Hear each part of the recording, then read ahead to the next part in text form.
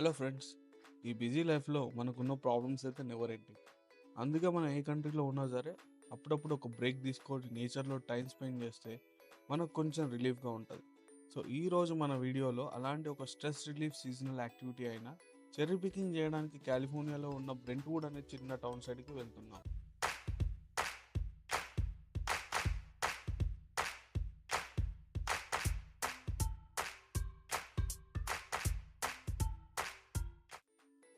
Maximum cherry picking farms అన్నీ ఈ ప్లేస్లోనే ఉన్నాయి. చెర్రీ పికింగ్ అనే కాదు, different different fruit picking farms అన్నీ ఇక్కడే ఉన్నాయి. ఎప్పుడైనా టైం దొరికితే అవి కూడా చూపిస్తా. ఇంకా ఈ బ్రెంట్వుడ్ గురించి చెప్పాలి అంటే టోటల్ బే ఏరియాలోనే చెర్రీ పికింగ్ చేయడానికి ఒక ఫేమస్ ప్లేస్. మంచి ఎండాకాలంలో మే నుంచి జూన్ వరకు బ్రెంట్వుడ్కి చాలా మంది చుట్టుపక్కల ఉన్న సిటీస్ నుంచి వచ్చి ఈ ఫ్రూట్ పికింగ్ ఫార్మ్స్లో రిలాక్స్ అవుతారు. సో మనం ఈ వీడియోలో చెర్రీ పికింగ్ గురించి మరిన్ని ఇంట్రెస్టింగ్ విషయాలు తెలుసుకుందాం పద.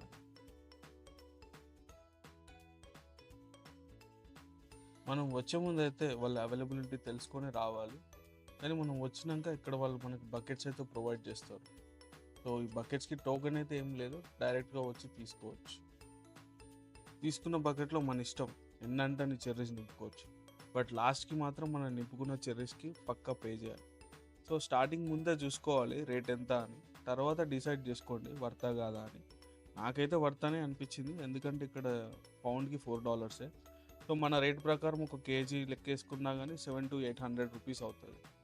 అండ్ మనం ఒక గ్రూప్ లాగా వచ్చి ఒక బకెట్ తీసుకున్నా సరిపోతుంది. లిమిట్ అయితే ఏముండదు, ఒక్కో పర్సన్కి ఒక్కో బకెటే తీసుకోవాలని. బట్ మినిమం ఒక 2 pounds అయినా తీసుకోవాలని నా ఫీలింగ్. ఎనీవే మేమైతే ఒక 10 members వచ్చినాం, కానీ 4 buckets తీసుకున్నాం. మిగిలిన వాళ్ళు మనకు హెల్ప్ చేయొచ్చు. నిజం చెప్పాలంటే చెర్రీ పికింగ్ ఏమో కానీ బ్రేక్ఫాస్ట్, లంచ్, డిన్నర్ చెర్రీస్తోనే చేసేలా ఉన్నారు అందరు. నేనైతే ఇండియాలో చెర్రీస్ ఎప్పుడు తినలేదు, జస్ట్ బర్త్డే కేక్స్ పైన ఉండే చెర్రీలు తిన్నా. అండ్ చెర్రీస్ కూడా కాశ్మీర్లోనే వండుతాయి మన దగ్గర. సో అంత ఈజీగా దొరకవు మనకి, దొరికినా కానీ నాకు తెలిసి రేట్ ఎక్కువ ఉంటాయి అనుకుంటా ఇండియాలో.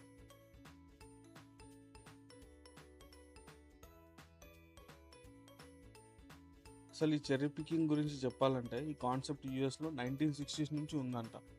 స్టార్టింగ్లో వీళ్ళు పిక్ యువర్ ఓన్ అని ఫ్రూట్ ఫార్మ్ స్టార్ట్ చేసిండ్రు. తర్వాత మెల్లమెల్లగా చాలామంది సిటీ లైఫ్కి అలవాటు పడి ఈ ఫ్రూట్ పికింగ్ అనేది ఒక సీజనల్ యాక్టివిటీగా మారిపోయింది అందరికీ.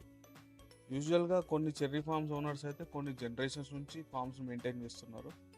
మనం వచ్చిన ఈ ఫామ్ అయితే కొంచెం కొత్తదే, వీళ్ళు 2017లో స్టార్ట్ చేశారట. కొన్ని ఫార్మ్స్ అయితే అసలు మోర్ దెన్ 100 years నుంచి ఇక్కడ ఉన్నాయి. సో చెర్రీస్ పండగానే వీళ్ళు లోకల్గా అడ్వర్టైజ్ చేసుకొని పబ్లిక్ కోసం ఓపెన్ చేస్తారు.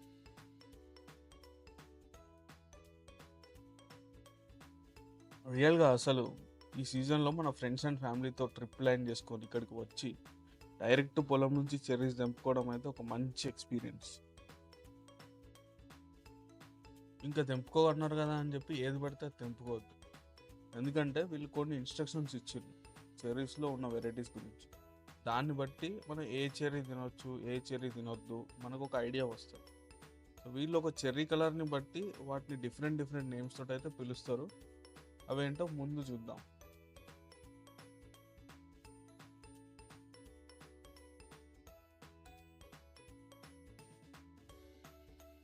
ఇక్కడైతే వాళ్ళు మెన్షన్ చేశారు జనరల్గా చెర్రీస్లో ఎన్ని టైప్స్ ఉన్నాయని. సో కొన్ని చెర్రీస్ గురించి చెప్పాలనుకుంటే ఫస్ట్ వచ్చేసి బింగ్ చెర్రీస్ అని ఉంటాయి. ఇవి కొంచెం డీప్ రెడ్ కలర్లో ఉండి జ్యూసీగా ఉంటాయి అండ్ స్వీట్గా ఉంటాయి. కొన్ని చెర్రీస్ అయితే రెయినియర్ చెర్రీస్ అని పిలుస్తారు, అవి కొంచెం ఎల్లో కలర్లో ఉంటాయి. ఇవి కూడా కొంచెం స్వీట్గానే ఉంటాయి, కానీ వీటికి కొంచెం డిఫరెంట్ ఫ్లేవర్ ఉందనుకోండి. ఇంకా టార్క్ చెర్రీస్ అని కూడా అంటారు, బ్రూక్స్ అని అంటారు, కోరల్స్, బ్లాక్ పర్ల్, ఇట్లా చాలా ఉంటాయి. ఇవన్నీ పైస్, జామ్స్ కోసం అయితే యూజ్ చేసుకుంటారు. అండ్ ఇంకో కొన్ని వైన్స్ తయారు చేయడానికి కూడా వీళ్ళు వాడతారు.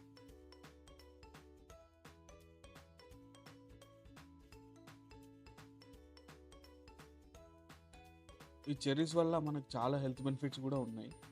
బాడీలో ఇన్ఫ్లమేషన్ ఉంటే తగ్గిస్తాయి అండ్ మన ఇమ్యూనిటీని కూడా పెంచుతాయి.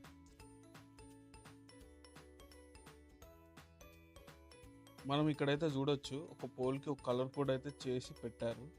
దాన్ని బట్టి మనకు ఆ లైన్లో చెర్రీస్ పండాయో లేదో తెలుస్తుంది.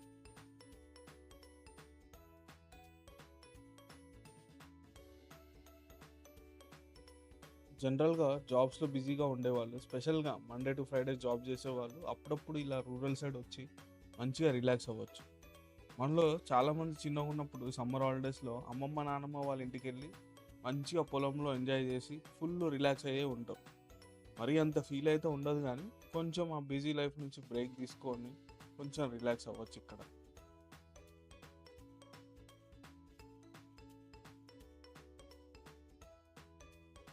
ఇంకా కొందరైతే ఫుల్ ఫ్యామిలీస్‌తో వచ్చి పొలంలో పిక్నిక్ చేసుకున్నట్టు చేసుకుంటారు.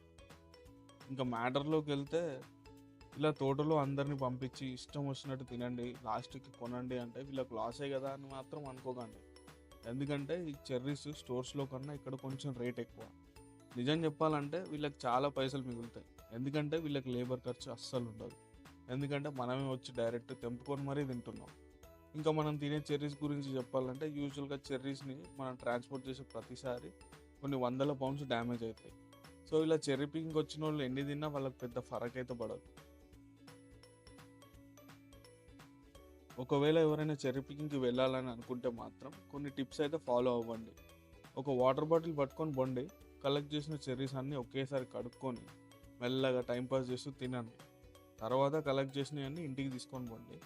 నా సజెషన్ అయితే ఆర్గానిక్ ఫామ్‌ని సెలెక్ట్ చేసుకోవడం బెటర్. అండ్ ఎప్పుడైనా సరే మార్నింగ్ వెళ్ళండి. మధ్యాహ్నం అయితే ఎండ గట్టిగా ఉంటది. అండ్ లాస్ట్‌లో ఎన్ని అవసరమో అన్నే తినండి. అండ్ ఎన్నే కొనుక్కోండి.